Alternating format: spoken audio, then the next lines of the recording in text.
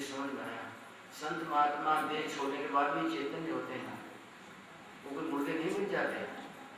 वो चैतन्य मूर्ति होती है, अपने ध्यान में मस्त रहती है और उनके आश्रित जनों का कल्याण करने के लिए अशरीरी फिरते हैं। शरीर नहीं चाहिए उनको, अशरीरी। संत महात्मा अशरीरी अपने शिष्यों का भला करने के लिए इर्द गिर्द घूमा करते हैं। तो बात तो सही है, इन महापुरुष को इर्द गिर्द घूमने में ये सब पोल्यूशन है, नॉइज पोल्यूशन में तकलीफ तो पड़ेगी। तो पूछा क्या किया जाए, तो आगे वही कि वहाँ साबरमती किनारे समाधि बना के रखा जाए। हमारी तो इच्छा थी ऐसी कि उनको खाड़िया मंदिर में रखा जाए, तो खाड़िया मंदिर में ही उनको समाधिष्ट किया जाए। लेकिन कोई लड़का ऐसी बात नहीं कहता कि मेरे पिता को मेरे बंगले की बैठक में चिता जलाओ ना। इसी ने तो बंगला बनाया है, इसी बैठक में जिंदगी भर बैठे हैं ये, इसी बैठक में हमारे घर के सब गुच्छे सुलझाए गए, सबकी सब समस्याएं नहीं सुलझी हैं। मेरे पिताजी की भावना तो यही है, इसमें इसी में जलाऊंगा। किस पुत्र ने जलाया? शंकर भगवान कहते हैं अंत में भले बंगले का मालिक हो कि किले का मालिक हो, भले ना स्वर्ग का मालिक इंद्र हो, अंत में तो सबको शमशान में ही जलाया जाता है। और सबका घर आखिरी घर तो शमशान ही है। आपका हमारा पहला घर है माता का उदर, उसमें हमारे जीवन का निर्माण हुआ, और दूसरा घर हमारा है शमशान, जहाँ जीवन का विसर्जन हुआ। तीसरा घर कहाँ है? ये तो खाली घरौंदे बना दिए आपने खुशी से मिट्टी के। जिस बच्चे को जैसा अच्छा लगता है घरौंदा बना देता है, वही तोड़ता फोड़ता डाल। घरौंदे बने हैं, लेकिन आपका मुख्य 9 महीने तक जहाँ रहे वो तो माता का उदर है। बनाया अपने हाथों से प्रभु ने 9 महीने में, बनाकर मूर्ति सुंदर वो बैठा आप सीने में। न कोई पूजता उसको लगे मृग जल के पीने में, भटकते द्वारका काशी फिर मक्का मदीने। भले भान कोई पड़ी कोई करे विचार,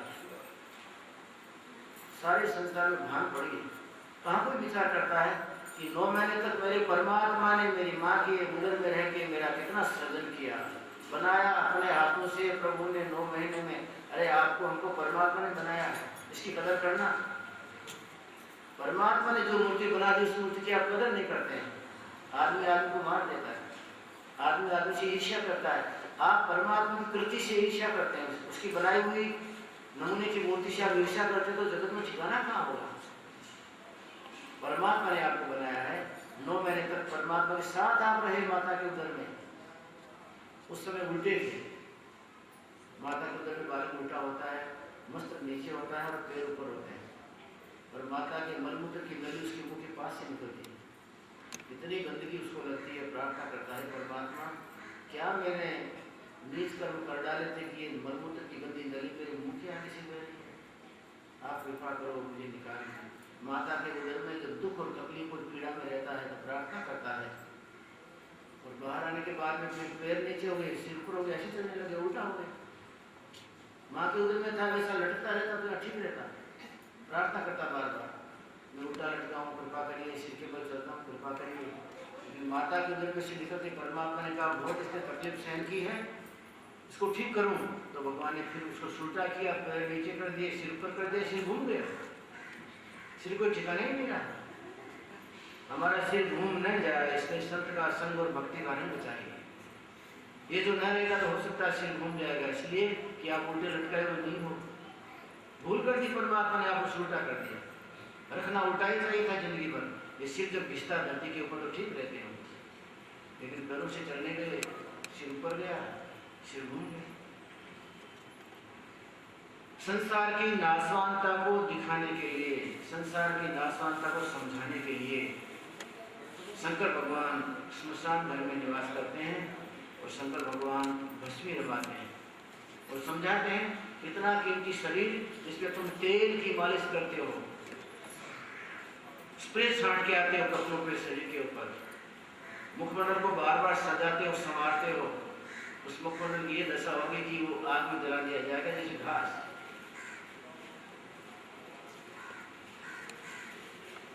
चार गजी चर गजी मंगाई, चढ़ा है काठ की घोड़ी, चारों कोने आग लगाई,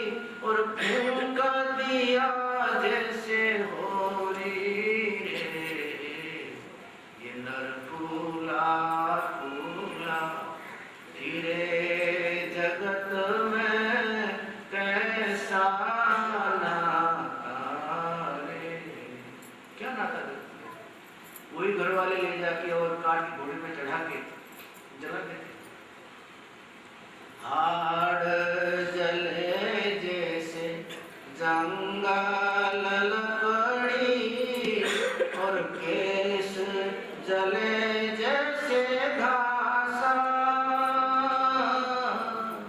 हाड़ जले जैसे जंगल लकड़ी केस जले जैसे घासा।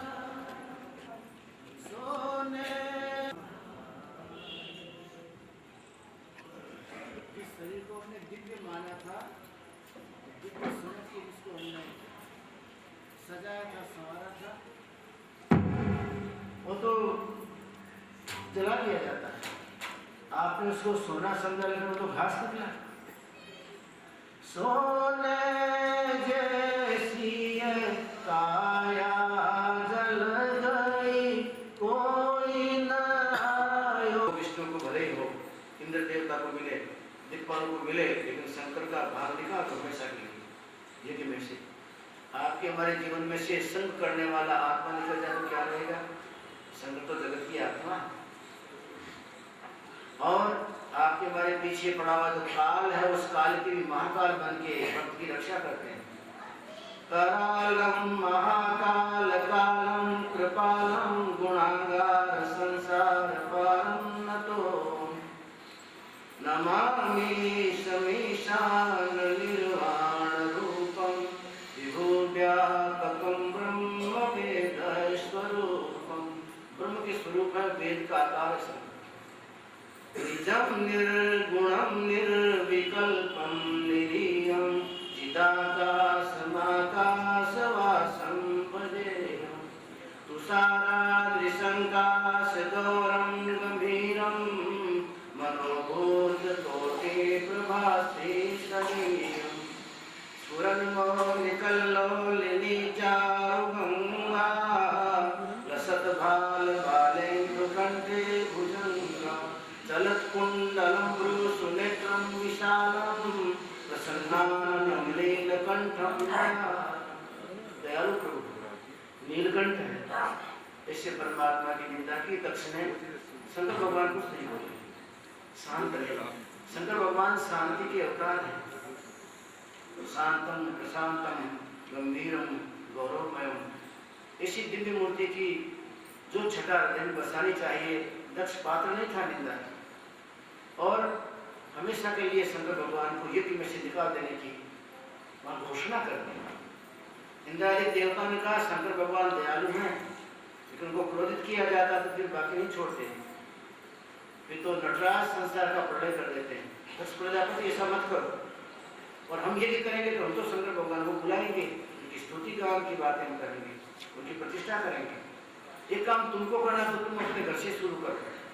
क्या बड़ी बात नहीं, मेरे घर से शुरू करना। दक्ष प्रजापति ने जहाँ कंकड़ क्षेत्र है हरिद्वार में, उस कंकड़ क्षेत्र में बहुत बड़ा यज्ञ किया, बृहस्पतिश्व नाम का यज्ञ किया, जो 1.25 वर्ष तक चलता, 1.25 साल, 1 साल और 3 महीने चलता है। ऐसा बड़ा यज्ञ उसने किया और भृगु ऋषि को उसका आचार्य बनाया। अन्य अन्य ऋषियों को होता उद्गाता पाठी बना बना के निमंत्रित किया सबको, लेकिन एक ध्यान रखा, सब देवताओं की स्थापना की गई, सबकी पीठिकाएं बनाई गई, शंकर भगवान की स्थापना नहीं और पीठिका भी नहीं। ये सब देवताओं को मंत्रोच्चार के द्वारा उनको प्रतिष्ठित किया, उनका आह्वान किया गया। शंकर भगवान का आह्वान भी नहीं, और बिना आह्वान के कोई देवता नहीं आते। हमारी प्रार्थना क्या है? हमारे इष्ट देव का आह्वान है, उनको बुलाने का निमंत्रण है। और आपकी प्रार्थना में निमंत्रण में जितनी ताकत, जितनी नम्रता, उतना इष्ट देव आएगा। हमारी लड़की की शादी है, हम निमंत्रण पत्रिका लेके किसी मित्र के पास जाते हैं, उसमें आपके पास में जितनी नम्रता है उतना ही वो सामने वाला प्रभावित होकर आएगा। उसके मुंह पे मार दीजिए फेंक के, वो आएगा लड़की की शादी में। नम्रता से कहिए भैया तेरा ही काम है, मैं तो खाली बैठा रहूँगा, लड़की भी तुम्हारी है और सब तुमको करना है। जो इसमें यश मिले तो तुम्हारा, नहीं मिले तो तुम्हारा, तुम्हारे सिर पर है, मुझे कुछ नहीं करना। तो उसको तोड़ के आना पड़ेगा, और पत्रिका मुँह पे मार दीजिए तो जिंदगी में नहीं आएगा, लड़की की शादी में क्या। इसी तरह प्रार्थना दौड़ते दौड़ते भगते भगते दुकान खोलना बाकी है, गाड़ी का टाइम हो गया है, और जय जगदीश रे, जय जगदीश, पत्थर पत्थरमाला से परमात्मा प्रसन्न हो। आप मुझसे मत बोलिए कुछ भी, मौन रहिए, कोई चिंता नहीं, लेकिन इसकी प्रार्थना करते, स्तुति करते हैं, उसको हृदय में स्थान दीजिए, सबका स्थान निकाल दीजिए, वहाँ से सब कचरा निकाल के स्थान दीजिए और आप समर्पित हो जाए, प्रार्थना हो गई। आह्वान किया गया, प्रार्थना की गई विराजमान करने के लिए, लेकिन शंकर भगवान का नहीं।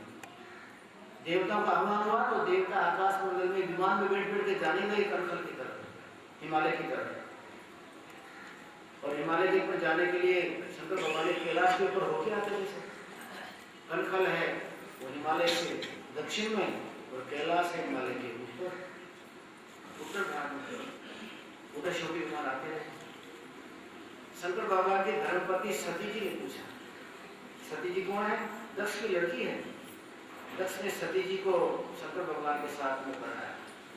3 लड़की है, आकुति, देवहूति, प्रसूति, मनु महाराज के। उसमें आकुति धर्मराजा को पढ़ाई, शादी की गई। देवहूति की चर्चा हमने की थी, मनु महाराज ने गौतम ऋषि को दी। और प्रसूति नाम की पत्नी अपनी लड़की थी, उसको यज्ञ देवता को दी गई। उसी परंपरा में दक्ष का जन्म, उनकी लड़की सती, जो सती दी गई शंकर भगवान। दूसरे जन्म में का नाम पड़ा पार्वती। सती सत्य का स्वरूप है। सती ने पूछा, पतिदेव ये सब विमान कहाँ जा रहे हैं? और साथ में इनकी पत्नियां भी हैं देवताओं के साथ, गंधर्व कुछ गान गा रहे हैं, यक्ष लोग हैं वो कुछ स्तुति गान कर रहे हैं और पुष्प की वृष्टि होती जा रही है, ये सब क्या है? शंकर भगवान का, तुम्हारे पिता के यहाँ यज्ञ हो रहा है बहुत बड़ा, यज्ञ में सब लोग आमंत्रित इसलिए जा रहे हैं, तो हमको भी चलना चाहिए ना कि नहीं? तुम्हारे पिता ने हमको आमंत्रण कहाँ दिया है और तुम्हारे पिता ने मेरा अपमान करने के लिए इस यज्ञ का आयोजन किया है। अगर आमंत्रण हो ही जाते कोई बात नहीं थी, चलते अपने, लेकिन जानबूझ के मेरा अपमान हो इसलिए ये किया जा रहा है, तो उसमें तो कैसे जाया जाएगा? नहीं, भगवान जानना तो चाहिए। हमारे शास्त्र ऐसा कहते हैं, पिता के घर कोई आयोजन हो, अपने स्वामी के घर, जहाँ नौकरी चाकरी करते हैं, हमारे स्वामी के यहाँ गुरु के दरबार में कोई मोटा विशाल आयोजन हो, पिता के घर हो, हमारे स्वामी के घर हो और परम मित्र के घर हो, इसमें आमंत्रण न आया हो तो कोई बात नहीं, बिना बुलाए जाना चाहिए। शंकर भगवान का बिना बुलाए जाना चाहिए, लेकिन जो हमको बुलाने भूल गए हो तो जानबूझ के जो हमारा अपमान करना चाहता है, जानबूझ के जड़ता करता है, उसके घर में कैसे जाया जाएगा? तो भगवान मेरी तो इच्छा है जाने की, इसलिए कि जब से शादी हुई तब से मैं अपनी बहनों से मिली ही नहीं। और दक्ष को तो 60 कन्याएं हैं, उनमें 27 कन्याएं तो चंद्रमा के साथ ही विवाहित कर दी गई। चंद्रमा के साथ जो 27 नक्षत्र हैं, वो 27 नक्षत्र दक्ष की कन्याएं हैं।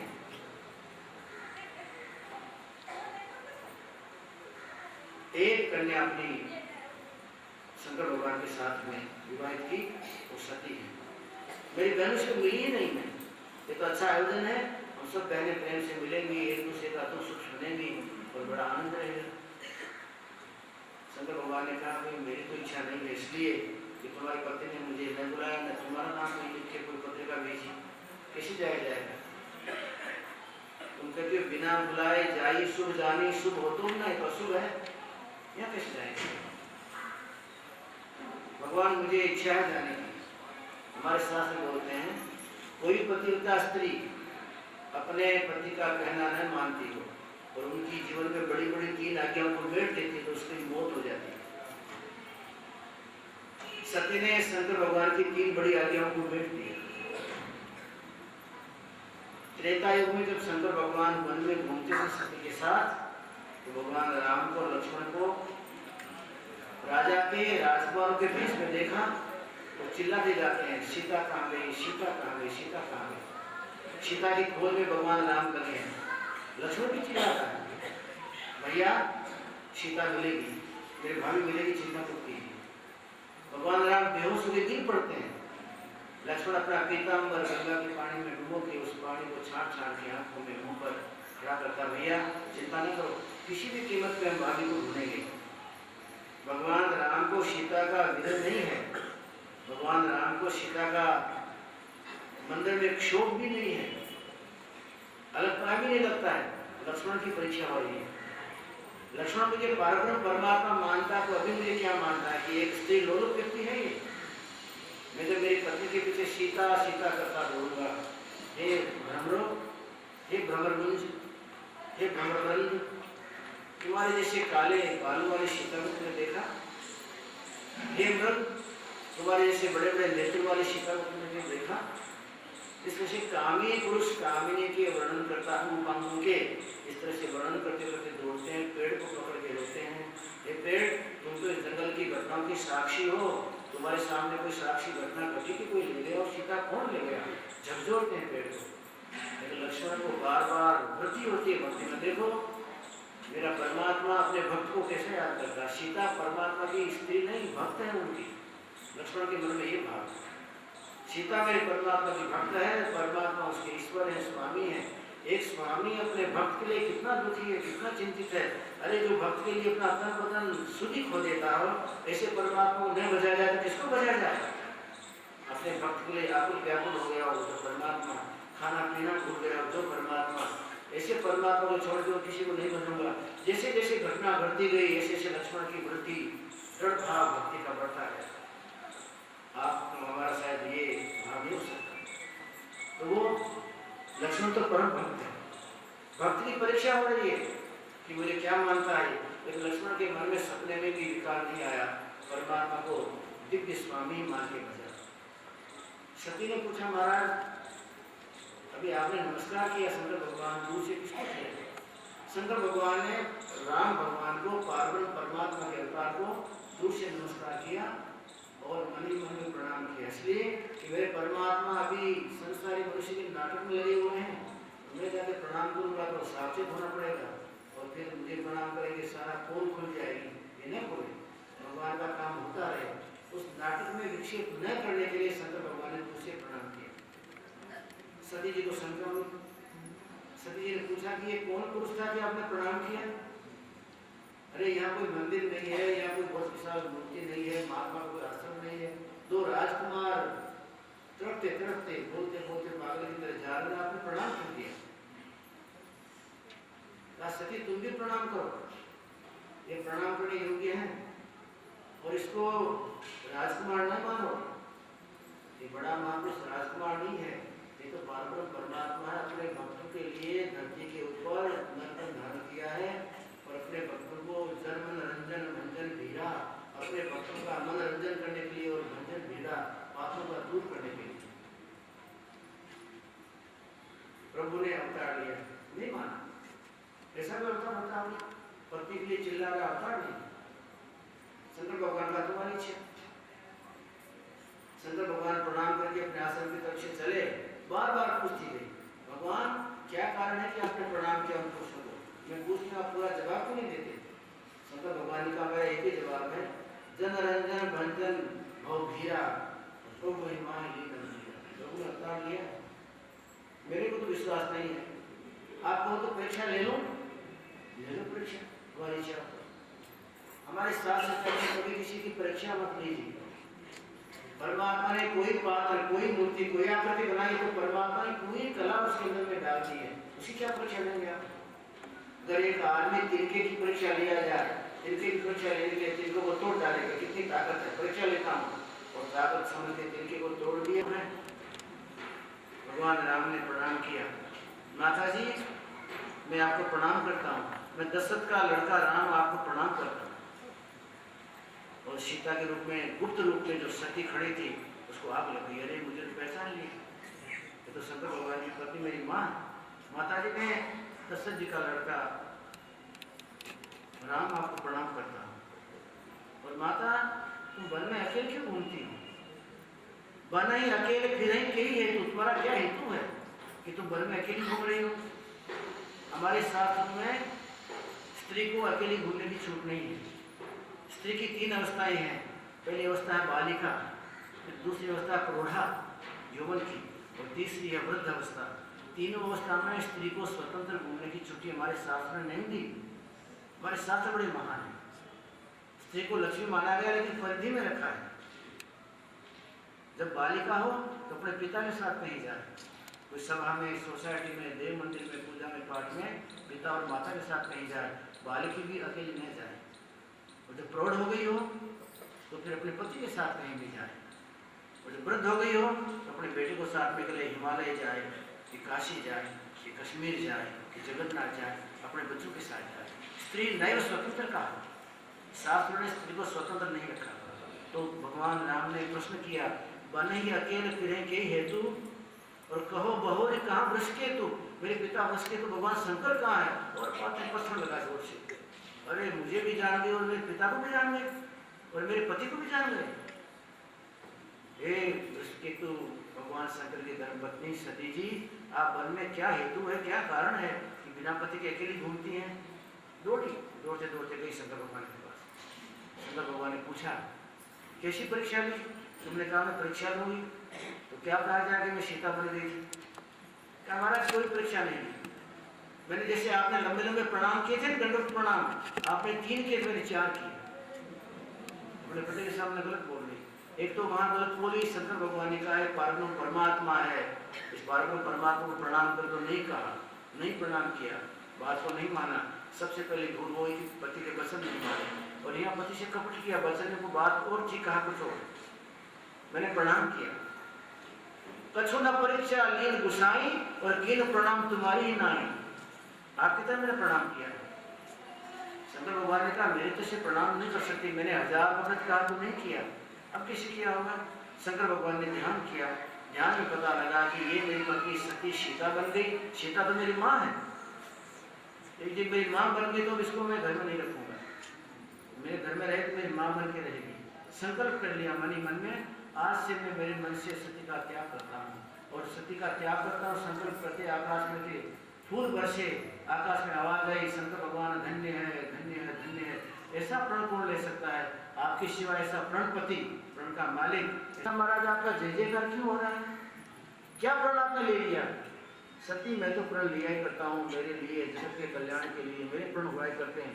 सती को जो कहूँगा कि प्रण ले लिया हूँ तो सती नाराज हो जाएगी, और सती को दुख हो जाएगा, शायद अपना देह का त्याग भी कर दे, हमने क्या कर दिया है। तो ये भगवान ने बात को रखी। भगवान शंकर सती के साथ आ गए। सती जब वामांगी बन के बाएं तरफ बैठने गए तो शंकर भगवान ने आसन सामने डाल दिया, बैठो, पहले ही बैठा दिया, वामांग तक आने नहीं दिया उसको। सती के मन में शंका हुई कि इन्होंने मुझे वामांगी होके बैठने नहीं दिया, वामांग में मेरा अधिकार है, इन्होंने आसन को घुमा के सामने डाल दिया, तो कोई शंका तो है, कोई तकलीफ तो है मुझे। लेकिन पूछती हूँ तो शंकर भगवान कहते हैं मैं तो सृष्टि कल्याण के लिए कोई कभी कभी इस तरह के मन में भाव धारण कर लेता हूँ। एक दिन 2 दिन गए, लेकिन उस 1.25 वर्ष तक चलने वाला ये भी था। सती भगवान ने जहाँ प्रणाम करने का कहा, प्रणाम नहीं किया। शंकर भगवान ने पूछा क्या तुमने शिक्षा दीक्षा के बाद में परीक्षा क्या ली, तो भी झूठ बोल गई। और यहाँ शंकर भगवान फिर मना करते हैं कि तुम मत जाओ, तो भी उसने अपने कपड़े तैयार कर लिए गठड़ी में, और बगल में गठड़ी दबा के कांख में नमस्कार करके चल पड़ी। शंकर भगवान ने कहा इसने मेरा विरोध किया, अब इसका कल्याण नहीं होगा, मोर विरोध नहीं कल्याण। और पतिव्रता स्त्री दिव्य महापति के सामने जो इस तरह के प्रपंच छल करती तो उसका कल्याण नहीं ही होता है, कहाँ से कल्याण होगा।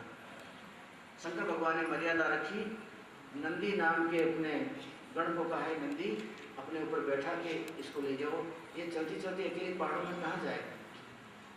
और शंकर भगवान ने 5 7 10 अपने गण साथ भेज दिए, गण को कहा कि आप साथ जाइए और सती को पहुंचा के आइए। सती जी नंदीश्वर के ऊपर बैठी हुई है, शंकर भगवान के गण, बहुत बड़ा दरबार लगा हुआ है।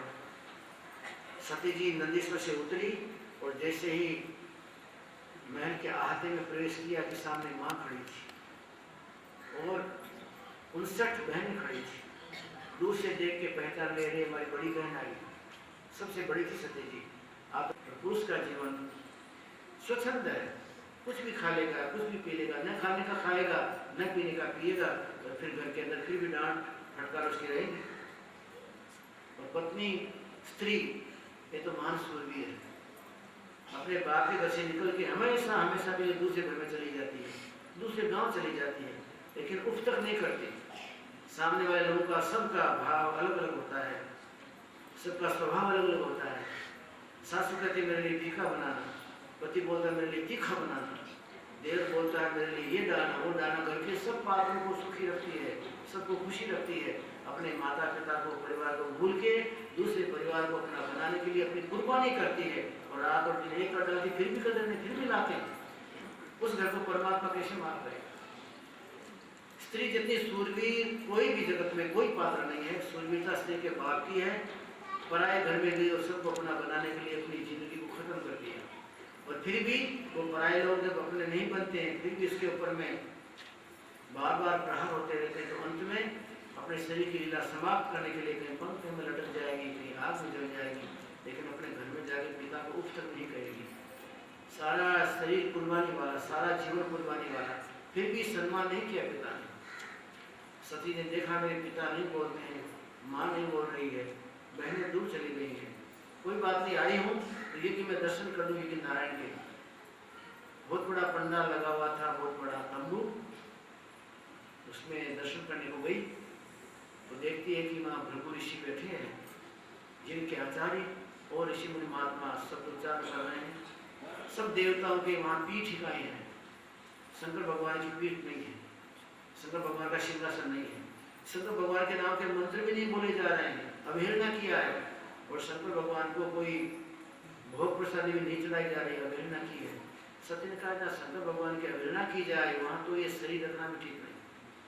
जिस पिता के शरीर से मुझे शरीर मिला है वो पिता शंकर भगवान का विरोध करता तो उस पिता का मेरा शरीर मुझे नहीं चाहिए। शंकर भगवान तो जगत की आत्मा है, प्राणी मात्र का कल्याण करने वाला है, ऐसा दिव्य देव उसका विरोध करता है।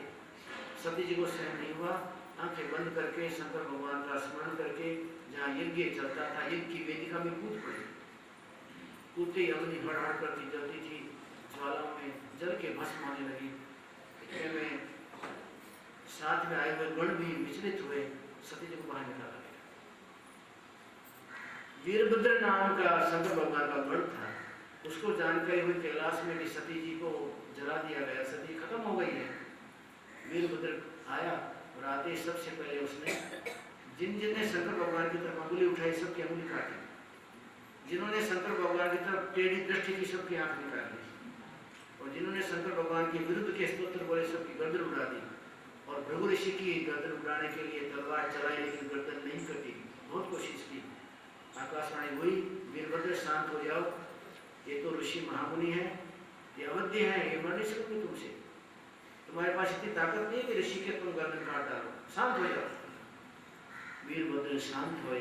शंकर भगवान को पता लगा, दौड़ के आए और जला हुआ शरीर सती का शंकर भगवान ने अपने कंधे पे डाल लिया। कंधे पे डालने के शंकर भगवान सती के मोह में सारे ब्रह्मांड में घूमने लगे। क्रोध चढ़ता गया, क्रोध बढ़ता गया, आवेश बढ़ता गया, लेकिन मोह के कारण से सती की देह को छोड़ नहीं रहे थे और ब्रह्मांड में विचरण करते थे, दौड़ते चले जा रहे थे। कौन के वेग से? विष्णु भगवान को पता लगा तो अच्छा नहीं, जली स्त्री में क्या मोह करने का है। शंकर भगवान के पीछे पीछे दौड़ते गए और कंधे पे रखी हुई सती माता के देह के अपने सुदर्शन से टुकड़े करते गए। वो चारों तरफ घूमते थे, टुकड़े जहाँ पड़ते गए। एक टुकड़ा हिमालय में पड़ा, दूसरा गंगा किनारे पड़ा, तीसरा कुरुक्षेत्र में पड़ा, चौथा टुकड़ा जाके मध्य प्रदेश क्षेत्र में पड़ा। चारों तरफ टुकड़े पड़े और 52 टुकड़े पड़े, शरीर के 52 पीठ बनी, उसको हम शक्तिपीठ बोलते हैं। सारी शक्तिपीठ जो 52 बनी हुई है वो सती जी के शरीर के टुकड़े हैं। एक सती जी की पीठ मणिकर्णिका घाट के ऊपर काशी में भी है।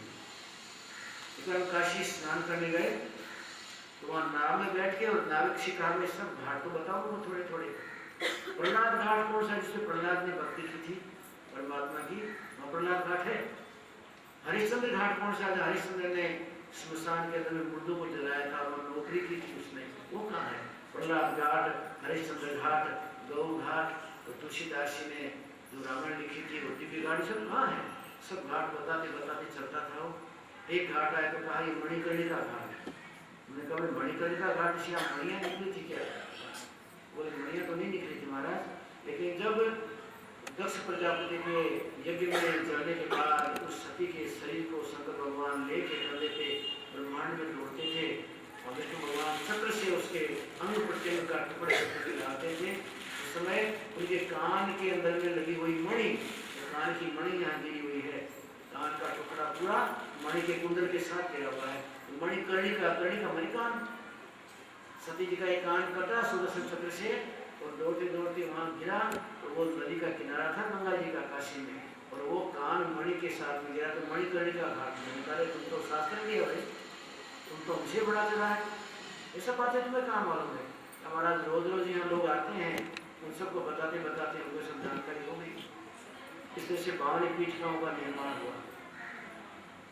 सती जी शंकर भगवान की धर्म पत्नी थी, दिव्य थी, और शंकर भगवान की भावना लेके ही देह छूटा था।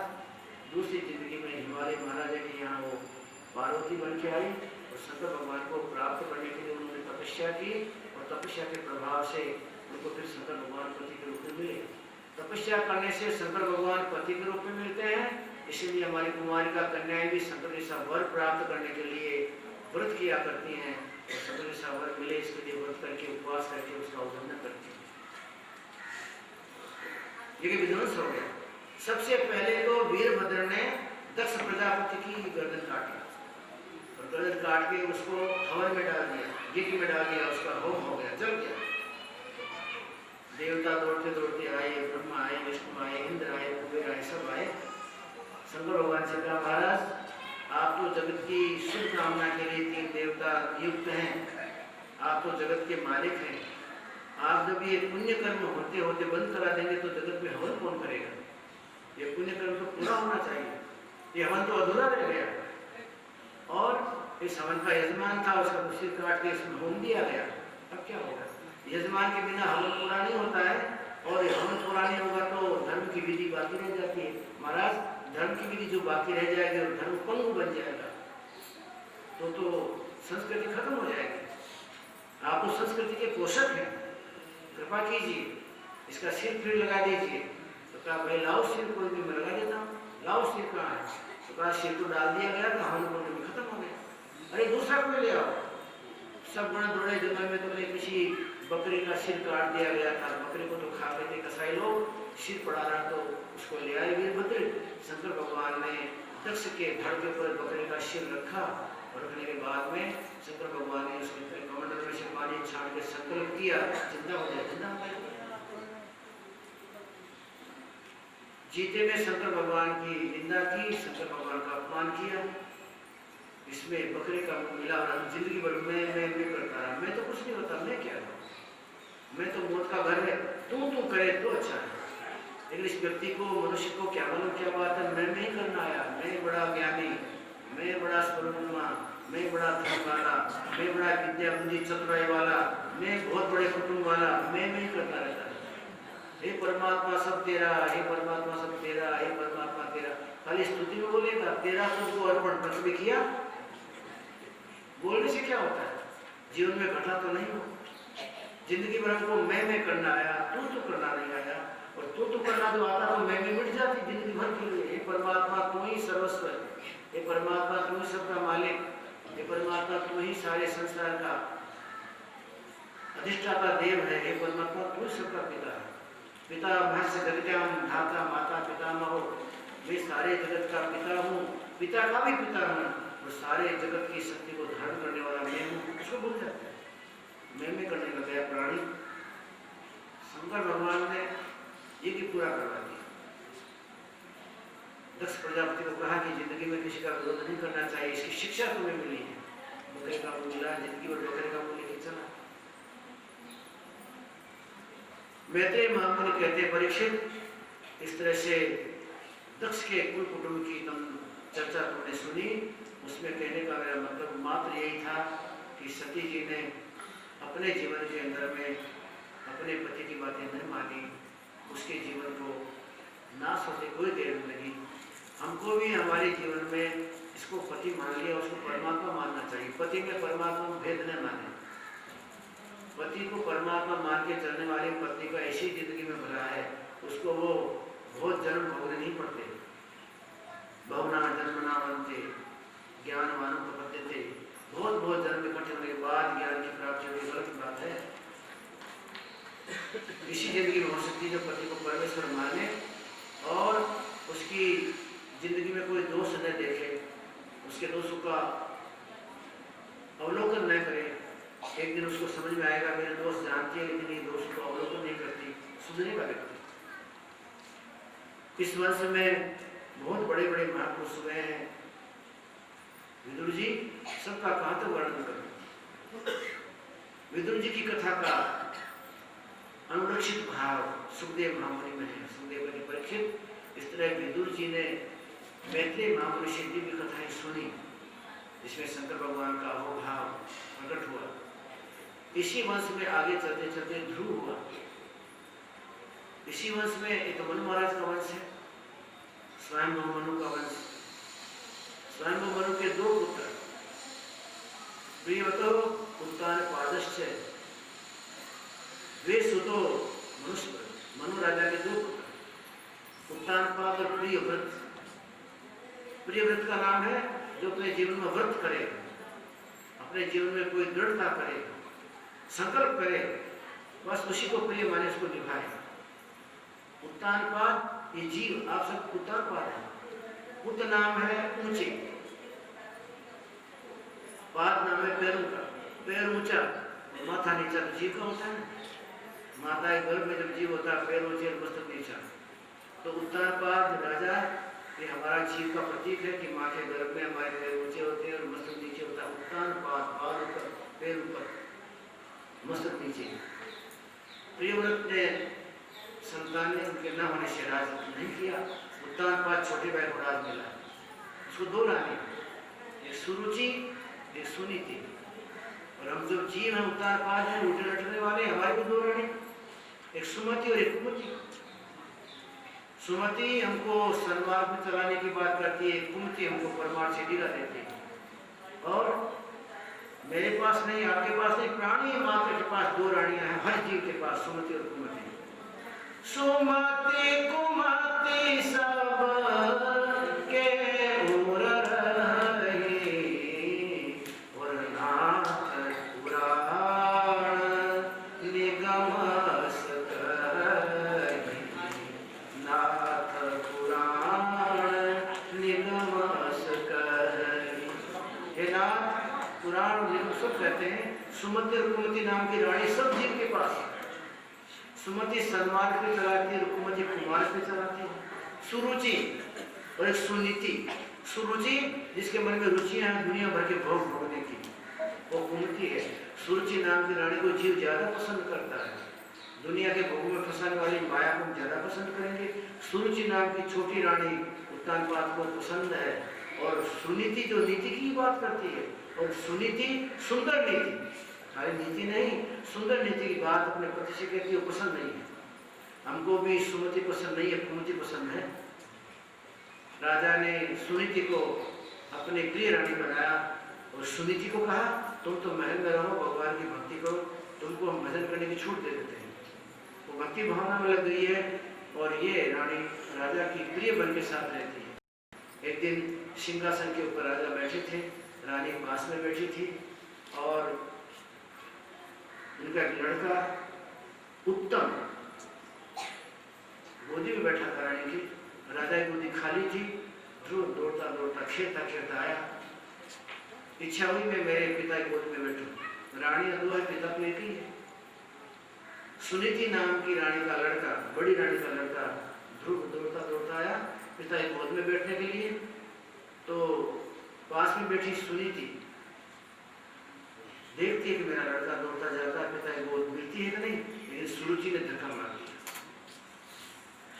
तुमको राजा की गोद में बैठना है, ये सिंहासन है बालक, इस सिंहासन पर बैठना हो तो एक काम कर, वन में चला जा, भजन कर, भगवान की भक्ति करते करते भगवान प्रसन्न हो जाए तेरे ऊपर। कहीं मांग क्या मांगता है तो कहना सुरुचि माँ का गर्भ दो मुझे, मेरे पेट से पैदा हो जो सिंहासन बैठना हो तो इसके लिए भजन करने जा। कटु वचन कहे। उसने कहा इस माँ के पेट में से जन्म लेने के लिए भगवान का भजन करूं तो भगवान का भजन करके उनकी गोदी में न बैठ जाऊं तो तुमको नहीं मिल सकती गद्दी। इस गद्दी की चाहना हो तो भजन करने चले जाओ, जिंदगी भर अपना जीवन घिस डालो, भजन में परमात्मा प्रसन्न हो तो मेरा उदर मान कि मैं सुरुचि माता के उदर से जन्मूं और लड़के मेरे उधर से नहीं जन्मेगा तब तक ये गद्दी तेरी काम मिलने वाली नहीं।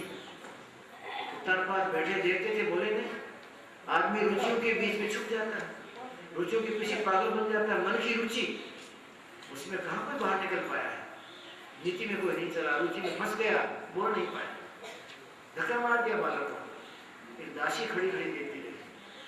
बालक रोता रोता आया अपनी माँ के पास। माँ ने कहा, भाई तुम एक एक मेरे पुत्र हो, राजा की तेरे पर मेहरबानी नहीं है, कौन तेरा शत्रु बन गया तो मुझे रुलाता है। दासी ने कहा, महारानी ऐसी घटना घटी है। ध्रुव बड़ा दुखी हुआ। माँ अब तो परमात्मा की गोदी में बैठूंगा, अब किसी चमड़े वाली माँ की गोदी में नहीं बैठना चाहता। वो चमड़े वाली माँ क्या काम की जो आज रखकर चमड़ा सड़ जाए, बिना माँ का हो जाऊंगा। मीरा ने भी कहा, राणा जी मैं चमड़े वाली पत्नी की पत्नी नहीं हूँ, मैं तो अजर अमर अविनाशी उसकी पत्नी हूँ, जिसको देह नहीं, गेह नहीं, रूप नहीं, रंग नहीं, आकार नहीं, कृति नहीं, विकृति नहीं, सबसे पर जो है निरंजन निराकार अजर अमर, वो मेरा पति है। उसकी पत्नी बनने के बाद कभी मैं रान रहूंगी नहीं, कभी मुझे चूड़ियां तोड़नी नहीं पड़ेगी, और चमड़े वाले पति को पति बनाऊंगी, शायद कभी चूड़ियां तोड़नी भी पड़े, अभी में मर जाए तो लोग मुझे रान रान कहेंगे ना। मुझे रान नहीं बना, मुझे सुहागिन बनना है, सदा सुहागिन। मीरा दासी सदा सुहागिन वर पायो अविनाशी, मैं तो सदा की सुहागिन हूँ। अब मेरी चूड़ियों को तोड़ने का कोई मौका नहीं आएगा, मैंने अविनाशी को वर बनाया।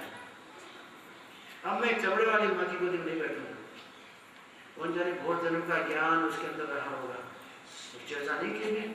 बहुना जन्मना बनते ज्ञान मानो प्रपद्यते, बहुत बहुत जन्मों के पुण्य इकट्ठे होते हैं तो ज्ञानमान कोई व्यक्ति बनता है, बहुत बहुत जन्म की साधना। लेकिन ये बात तो फेल हो गई है। ध्रुव ने बहुत जन्म की साधना नहीं की, 6 महीने की साधना की और परमात्मा को बुला लिया, वो जन्म वाली बात कहाँ चलेगी, खत्म हो गई बात। जब सच्चा पूरा गुरु मिलता है और सच्चा पूरा गुरु मिलने के बाद में अपने शिष्य को सीधा परमात्मा के साथ जोड़ देता है, उसका नाम ब्रह्म संबंध, ब्रह्म से संबंध करा देता है। दुनिया का संबंध तोड़ देता है गुरु और ब्रह्म के साथ संबंध करा देता है। ब्रह्म संबंध जिस गुरु ने करा दिया उसके जन्म जन्मांतर के बंधन टूट गए।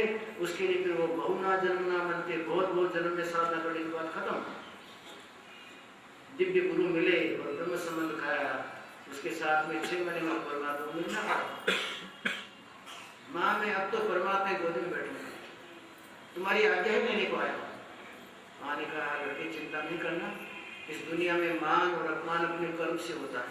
हमने जैसे कर्म किए होंगे तो मान होता है, दुष्ट कर्म किए तो अपमान होता है बच्चे। और संसार की कोई वस्तु मिलती तो भाग्य से मिलती है। तुम्हारे भाग्य में परमात्मा ने राजगद्दी नहीं लिखी होगी, वनवास लिखा होगा। परमात्मा ने उस उत्तम नाम के लड़के को राजगद्दी लिख दी होगी। परमात्मा ने जो किया उसको सिर में चढ़ा के, हे ध्रुव कभी नाराज मत हो, अपने मन में शांति रखो, तुम्हारा भी समय आएगा। दुख के दिन है उनको बचाओ। दुख के दिन होते हैं तो चिल्लाने से क्या दुख के दिन कट जाएंगे? चिल्लाना मूर्खता है। दुख के दिन है, चिल्लाओ मत, सहन कर लो, परमात्मा एक दिन तुम्हारे सुख के दिन लाएगा। रही मन चुप होए बैठिए, देख दिन को फेर, जब नीके दिन आई है तो बनकर लगी है मेरे। अच्छे दिन आ जाएंगे तो वही तुम्हारे शत्रु वाहवाही करने लग जाएंगे, धन्यवाद धन्यवाद करने लग जाएंगे। अपनी माता को 3 प्रदक्षिणा की और 3 प्रदक्षिणा करने के बाद में माता के पैर को छुआ, छुके मस्तक में लगाया और ध्रुव राजमहल से निकल गया। माता दौड़ती दौड़ती राजमहल के दीवार के ऊपर गई, देखी छोटा सा मेरा मासूम बच्चा इतने बड़े परमात्मा से कैसे मिल पाएगा। तो परमात्मा तो महान दिव्य है, उसका विराट स्वरूप है, पताल उसके पैर हैं और सिर उसका आकाश में है और दसों दिशा में उसकी भुजाएं फैली हुई हैं। ये छोटा गेंद जैसा बच्चा चला गया, लुढ़कता बढ़ने चला जाता है। माँ देख रही ऊपर से, ये परमात्मा आज से मेरे पुत्र को मैंने तुमको सौंप दिया है, आज से इसकी माँ भी आप हो, इसके पिता भी आप हो। ये छोटा सा बच्चा महान भयंकर जंगल में कहाँ ढूंढेगा आपको? माँ को बड़ी चिंता ऊपर से देख रही है, माँ की आंखों से आंसू पड़ रहे हैं। परमात्मा सब आंसू गिन रहा है कि कितने आंसू माँ अपने बच्चे के लिए गिराती है। मोह ममता के नहीं गिरा रही है, मुझे सौंप रही है। परमात्मा को सौंपने में अपने पुत्र के लिए उसमें माता ने आंसू गिराए। परमात्मा की पुस्तक में नोटबुक में नोट हुए और दुनिया के मोहम्मता के आंसू गिराए तो परमात्मा लोग नहीं करता। परमात्मा ने आंसू गिने, आंसू का तो कोई पार नहीं था, अढ़क आंसू गिरते गए, अढ़क आंसू गिरते गए। भगवान ने निश्चित किया इसकी माँ ने अपने बालक के लिए कलेजे के जो आंसू गिराए हैं कोई गिनती नहीं है इनकी, कोई बात नहीं, इसको भी मैं इतने ही अनगिनत वर्षों का राज दे दूंगा, अजर अमर बना के इसको ध्रुव बना दूंगा। ध्रुव की भक्ति ने बहुत बड़ा काम नहीं किया, लेकिन माँ के आंसू ने काम किया। ध्रुव की भक्ति के पहले ही माता ने आंसू गिराए, उन आंसू को परमात्मा ने गिरा, कहा कि इसको अनगिनत वर्षों का राज्य दे दूंगा। इसकी माँ के आंसू इसके लिए एक वर्ष नहीं। ध्रुव चला जा रहा है, माता जब तक लड़का दिखता गया तब तक देखती गई, और जब बालक जंगल की झुटपुटों में गायब हो गया तो माता वहीं बैठ गई। और हमारा शास्त्र कहता है 3 दिन तक माँ को होश नहीं आया, माँ गुमसुम बैठी रही और ध्रुव का ध्यान करती रही, मेरे ध्रुव की क्या दशा होगी। ध्रुव को जंगल में कोई जंगली जानवर तो नहीं खा जाएगा, जंगली कोई सर्प तो नहीं काट डालेगा, वहाँ तो भयंकर राक्षस घूमते हैं, क्या होगा उसका। 3 दिन तक वो अशांत रही। उसके बाद में जब होश आया, परमात्मा का नाम लेते हुए जीवन महल में आई, ध्रुव चला जाता है। नारद महामुनि मिले, नारद महामुनि ने देखा कि ये बालक ये कोई घर संसार का बालक नहीं है, इसके मुखमंडल का तेज, इसके चलने की जो सौष्ठव कला, इसकी आंखों की दृष्टि की दिव्यता, पता लगता है कोई कच्चे घर का बालक नहीं है। ये बालक खड़े हो, कहाँ जाते हो तुम? तो महाराज परमात्मा से मिलने जाता हूँ। अरे परमात्मा से मिलने जाते हो, परमात्मा खिलौना है क्या जो मिल जाएगा? तुम्हारा नाम क्या है? मेरा नाम महाराज ध्रुव है। बालक तुम्हारा जो भी नाम रहो, परमात्मा तुरंत नहीं मिल जाता है। ऋषि मुनि महात्मा जन्म जन्मांतर में तप कर करके मर जाते हैं, तो भी अंत में मरते में परमात्मा की झांकी नहीं आती। और तुम 5 वर्ष के बालक परमात्मा खिलौना समझ के लेने जा रहे हो, नहीं मिलेगा। जन्म जन्म मुनि जतन कराही, अंतराम कहीं आवत नाही, अंतराम कहीं आवत नाही। नहीं मिलेगा परमात्मा। अभी तो तुम्हारे दूध पीने के दिन है, अभी तुम वापस चले जाओ। तुम किसके लड़के हो? पिता का नाम बताया, उत्तानपाद महाराज। उत्तानपाद महाराज के लड़के हो? चलो मैं पिता को समझाऊंगा, तुम छोटा बालक है, तुझे क्रोध आ गया होगा, मैं पिता को समझाऊंगा, तुमको वहाँ खूब सम्मान मिलेगा राज में, और हम तेरे पिता को खूब समझा देंगे, लेकिन वन तेरे लायक नहीं, वन में मत जाओ। वन में तो महान भयंकर कष्ट है, और भक्ति भी कष्ट साध्य है। भक्ति सहज साध्य नहीं है, भक्ति के फल बड़े ऊंचे, और साधना में कष्ट आता है। बालक जीवन को तपाना पड़ता, तुम कहाँ तपा पाएगा? महाराज मैंने सुना है संत के मिलने से किसी का भला होता है, बुरा तो नहीं होता, लेकिन आप किसी संत मिले, मेरे ध्येय से मुझे पीछे गिरा है। निज अनुभव तो कहूँ भवानी, साधु से हो न कार्य हानि। हे भवानी, मैं मेरा अनुभव तुझे कहता हूँ, संत महात्मा से किसी के कार्य बिगड़ते नहीं, सुधरते हैं। ऐसा सुना है बाप जी मैंने, लेकिन आप तो मुझे पीछे गिरा रहे हैं, मेरे भक्ति के भाव को तोड़ रहे हैं। आप साधु कैसे? आप अपने रास्ते चले जाइए, नहीं हो सकता है मुझे कच्चा नहीं बनाते भावनाओं से, और कच्चे भाव मुझे जंगल में से घर में नहीं ले जाए। मैं मेरा काला मुँह लेके घर में से निकला हूँ, अब उजला मुँह लेके जाऊँगा, वही काला मुँह लेके नहीं जाऊँगा वापस। मेरी माँ ने मुझे ठोकर मारी है, मेरा मुँह काला हुआ है, आप बाकी चले जाओ, मुझे कोई काम नहीं है आपसे। महाराज जी ने देखा कि ये भक्त तो परमात्मा को बुलाएगा, ये तो करूंगा या मरूंगा वाली बात इसके पास में है। ध्रुव ने निश्चित किया था, कार्य मिया की साध्यामी देह मिया की बाध्यामी, या तो मेरा कार्य सज जाता है, कार्य बन जाता है, परमात्मा मुझे उठाएगा, नहीं उठाएगा तो फिर देह भले पड़ जाए, उठूंगा तो नहीं। बिना परमात्मा के मिले में पद्मासन लगा के बैठता हूँ, आज उठूंगा नहीं। परमात्मा उठाएगा, बच्चा खड़े हो तो भले खड़ा हो जाओ, और न उठाएगा तो मेरा शरीर पड़ जाए, चमड़ा सूख जाए, हड्डियां सड़ जाए, उठूंगा नहीं। संकल्प किया तो परमात्मा निश्चित किया तो इस भगत को दर्शन देना पड़ेगा। ऋषि मुनि महात्मा फलाहारी जलाहारी पयाहारी भले पड़े हैं, तो खाते रहेंगे, फल खाते रहेंगे, जल पीते रहेंगे, ये बालक उठेगा ही नहीं मेरे बिना, इसको उठाना पड़ेगा। परमात्मा ने सब नियम तोड़ के ध्रुव को उठाने के लिए पहले दिशा बनाई। जिसका संकल्प दृढ़ है, जिसका गुरु बलवान है, उसका डंका तो बज ही जाएगा, और जिसका गुरु लटपटिया है, कोई ठिकाना नहीं है, संकल्प में ताकत नहीं है, उसको क्या मिलने वाला है?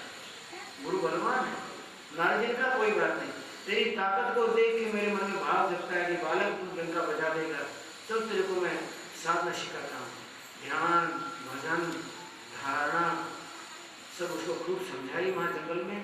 उसके बाद में समझाने के बाद में 12 अक्षर मंत्र उसको दिया। ओम नमो भगवते वासुदेवाय।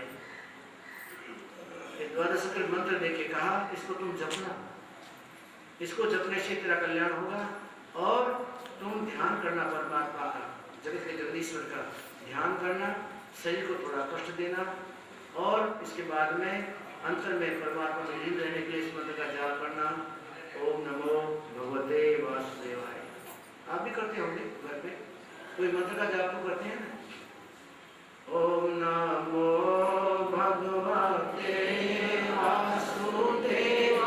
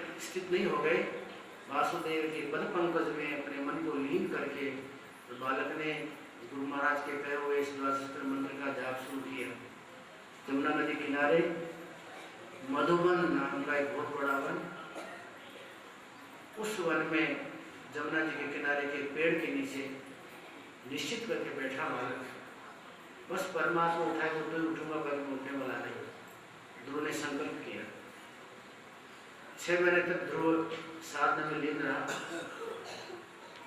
ध्रुव पहले 1 महीने में नियम किया, 3 दिन छोड़ के मैं ध्यान से छूट के आसपास पड़े हुए सूखे पत्ते खाऊंगा। फिर 3 दिन नेत्र बंद करके परमात्मा का ध्यान करूंगा। 3 दिन प्रेम पीयूष पीऊंगा और देह को रखने के लिए 3 दिन सूखे पत्ते पड़े हुए खाऊंगा। किसी ने कहा सूखे पत्ते क्यों खाते हो? पेड़ से कोई फल गिरे तो फल को खा लिया करो। पेड़ से गिरा फल तो परमात्मा जंगल के पशु के लिए गिराता है। सुग्गे तोते तो ऊपर जाकर पेड़ से फल खा लेते हैं, लेकिन बेचारे जो जंगली पशु होते हैं, मृग होते हैं, जंगली गायें होती है, उनको फल कौन देगा? तो परमात्मा फल उनके लिए गिराता, मैं नहीं खाऊंगा। 3 दिन तक परमात्मा के ध्यान में जब मैं लीन रहता था और 3 दिन बाद में ध्यानस्थ अवस्था में से जब उपराम होता तो लंबे हाथ करता, आसपास में जो सूखे पत्ते मिल जाते हैं उनको खा लेता। शुष्क पर्ण खा लेता था और किनारे बैठा बैठा लंबे हाथ से गंगा का जल एक खोगा होकर पी लेता था और बस पूरा हो गया भोजन। परमात्मा को अर्पण करके सूखे पत्ते खाना, फिर नेत्र बंद करके फिर 3 दिन लगा दिए। 1 महीने तक 3 दिन के बाद में जागृति, उसके बाद में सूखे फल का आहार और उसके बाद में परमात्मा का स्मृति भाव। इस तरह से 1 महीना पूरा हो गया। दूसरे महीने में संकल्प किया मैं 6 दिन के गैप से 3 दिन अच्छा नहीं, बार बार ध्यान टूटता है मेरा। हमारा 3 घंटे ध्यान नहीं लगा, 3 घंटे की 2 घंटे की बात करते हमारा 2 घंटे को बहुत होते हैं। आप जानते हो 2 घंटे को मेरा क्यों? अरे 2 घंटे में तो 60 और 60 120 मिनट हुई। आप मिनट को जानते हैं? 1 मिनट में 60 सेकंड हुई, उसको पहाड़ बता देते हैं 2 घंटे को। और उसने 3 दिन का गैप डाल के 3 दिन में एक समय खाली थोड़ी देर के लिए पत्तों का आहार, थोड़ा जलपान, उसके बाद फिर 3 दिन। 3 दिन के बीच में रुटीन नहीं किया, 6 दिन का गया। 6 दिन के बाद में ध्यान से उपराम होता और फिर लंबे हाथ करके फिर कोई पत्ते मिल जाते, पत्ते खा लेता, फिर ध्यान में बैठ जाता। 6 दिन के गैप से शुष्क पर्ण का आहार करता रहा और वासुदेव पद पंकुर बालिक मन अति लाभ, वासुदेव के चरण कमल में चित्र लगा दिया तो टूटा नहीं। तीसरे महीने में 9 दिन के गैप से 9 दिन के बाद में आहार किया करूंगा और वही शुष्क पर्ण का प्रणाम करता है। चौथे महीने में 12 दिन के गैप से, 5वें महीने में 2 ही बार किया 15 दिन के गैप से, एक बार पूनम को दूसरी बार अमावस्या और 6ठे महीने में आहार बंद कर दिया, आहार नहीं करूंगा। महीने में 2 ही बार शुष्क पर्ण 4-5 खाता था और पानी पीता, उसको बंद किया, नहीं ज्यादा आहार नहीं करूंगा। खा कब तक किया करूंगा? मनुष्य खा करता रहता है। थोड़ी देर हुई कि चाय बनाओ, थोड़ी देर हुई कि नाश्ता ले आओ, फल ले आओ। सारी दुनिया को खा जाना चाहता है क्या? पता नहीं, ये नहीं जानता है काल मुझे खाने के लिए तैयार खड़ा हुआ है। काल खड़ा सिर ऊपरे तो जाग बिराने नींद। ए मित्र, तुम बिराने हो, पराए हो, यहाँ के नहीं हो। यहाँ के क्यों बन गए? इसको अपना क्यों मान लिया? ये दुर्भाग्य। काल खड़ा सिर ऊपरे तो जाग बिराने नींद, पराए जाग पराए नींद। और जिसका घर है गेल में वो क्यों सोए निश्चिंत। गेल माने रास्ता, हाईवे रोड चला जा रहा है, उस पर आप घर बना के बैठ जाओ, ये कैसे चलेगा? चक्कर मार देगा कोई भी। ये दुनिया तो रास्ता है आने जाने का, मृत्यु लोग तो रास्ता है, इसमें से चले जाने का है। इसमें आप रुक गए, इसमें घर बना लिया, अपना मान लिया, तो हाईवे रोड है, आने जाने की दुनिया मरती है तो इसी की राशि चली जाती है, जन्मती इसी रास्ते आती है। जन्मने और मरने के आने जाने का रास्ता है मृत्यु लोग। तो इस रास्ते में आपने घर बना लिया, अपना मान लिया, उसी में पागल बन गए, इसलिए काल का चक्र चल जाता है।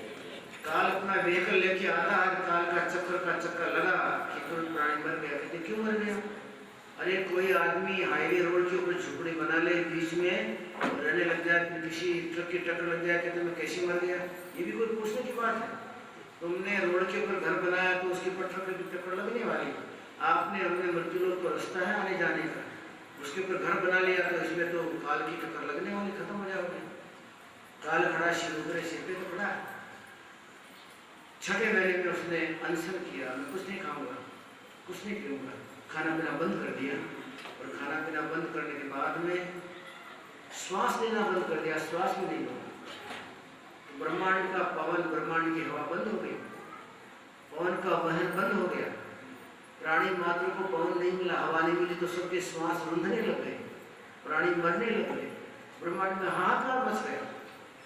विष्णु परमात्मा को प्रार्थना की ब्रह्मा जी ने, इंद्रादि देवताओं ने, महाराज ये पवन हवा बंद हो गई, हवा को चालू कीजिए। हवा बंद हो जाने से प्राणी मात्र मर रहे, खत्म हो रहे, श्वास सबको रुंध रहा है। भगवान ने कहा हमने दुनिया वालों के लिए हवा नहीं बनाया, मैंने मेरे भक्तों के लिए हवा को बनाया है। पवन का बहन, मेरे भक्त जंगल में बैठे हो, मेरा भजन करते हैं, उनके लिए हवा बनाई है। इस संसार के प्राणी जगत के भोग भोगे और उनको जगत को हवा दिए, ये नहीं मिलेगा। खूब प्रार्थना की, बोले हवा तो शुरू नहीं होगी अब, ये तो मेरे भक्तों के लिए मैं जंगल में पढ़ते करता हूँ, मेरे भक्तों के लिए मैं हवा शुरू करता हूँ। पेड़ों में फल फूल लता पत्ता मेरे भक्तों के लिए, और हवा पानी मेरे भक्तों के लिए। इंद्र जब बरसात करता हूँ तो बरसात का पानी नदी में बहते बहते मेरे भक्तों के लिए काम का है, उनके आसन के आगे से बहे। जल, पवन, फल फूल, ये सब मेरे भक्तों के लिए देता हूँ, नहीं बनाऊंगा किसी के लिए, मना कर दिया। तो कहा फिर जल्दी से ऐसा कीजिए, ध्रुव को दर्शन दीजिए, आप दर्शन देंगे तो ये पवन चालू होगा, ये जल की क्रिया चालू होगी, ये हवा चालू होगी, प्राणी बचेंगे बेचारे। और उधर तो उसका संयम बढ़ गया था, उसने श्वास लेना बंद कर दिया, एक पैर पर खड़ा हो गया, परमात्मा में लीन हो गया, तन बदन की सुधि भूल गया।